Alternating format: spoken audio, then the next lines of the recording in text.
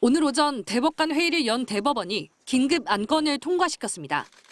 국가적 중요 사건 전담재판부 설치 및 심리에 관한 예규 제정입니다. 국가적 중요 사건의 범위는 형법상 내란과 외환죄, 군형법상 반란죄, 기계는 1심 재판이 1년 동안 진행되고 있는 내란 사건에 2심을 전담할 재판부를 만들겠다는 취지입니다. 예규가 제정되면 앞으로 12.3 비상계엄 관련 사건의 항소심을 맡을 서울고등법원은 내란, 외환, 반란 사건만 전담하는 재판부를 설치할 수 있게 됩니다. 그렇지만 대법원은 초기 배당은 기존 방식과 같이 무작위로 진행되도록 정했습니다.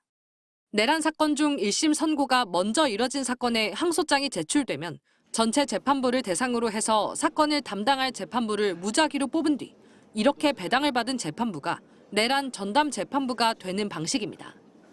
해당 재판부가 담당 사건에 집중할 수 있도록 원래 맡고 있던 사건들은 다른 곳으로 재배당하기로 했지만 예외가 가능하게 해 역시 기존 방식과 크게 다르지 않습니다. 예규가 필요하다고 대법원에 요구해온 서울고법도 후속 조치 준비에 들어갔습니다. 내란 전담재판부 운용에 대비해 형사부를 2곳 이상 늘리고 내년 초 정기인사 때 법관도 추가로 배정받을 예정입니다. 전담재판부 예규는 행정예고를 거쳐 늦어도 다음 달 중 시행될 전망입니다. 한덕수 전 국무총리의 내란 혐의 재판이 가장 먼저 1심 선고가 잡혀 있기 때문에 이 사건의 항소심을 배당받는 재판부가 내란 전담재판부가 될 가능성이 높습니다. MBC 뉴스 유상입니다. 민주당 법안과 대법원 예규의 가장 큰 차이점은 전담재판부 지정 방식입니다. 수정된 민주당 안은 외부 인사들이 아닌 판사들이 뽑은 추천위원회에서 재판을 맡을 법관 후보를 2배수로 추천합니다.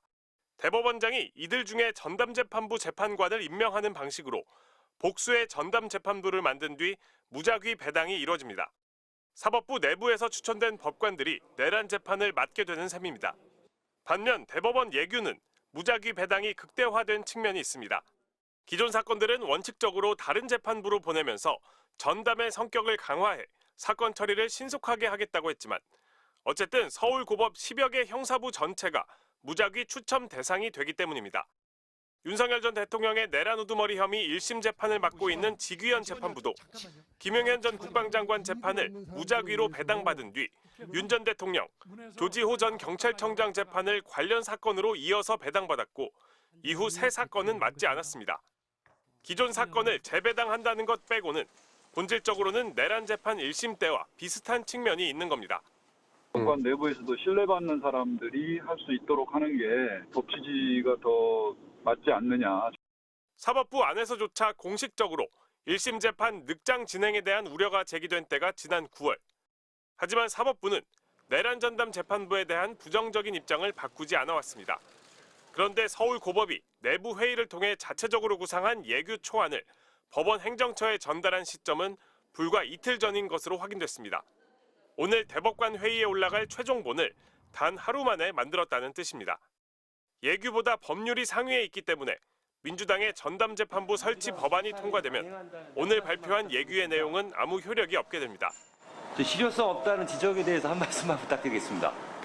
내란 재판을 신속히 끝내야 한다는 국민적 요구를 내세웠지만 결과적으로 법안 통과를 회피하기 위해 예규를 만드는 것 아니냐는 비판도 나옵니다. MBC 뉴스 윤상문입니다. 더불어민주당은 가장 먼저 대법원의 예규 발표 시점을 문제 삼았습니다. 국회가 관련법 처리를 목전에 둔 시점에 기습적으로 예규를 내놨던 건데 대법원이 국회의 입법권과 국민을 무시하는 처사라고 강하게 비판했습니다. 근데 이제서 내놓는데 저는 이게 저희 당이 마련한 이 특별재판부법을 반대하려고 하는 건 아닌지 하는 의심이 드는 거예요.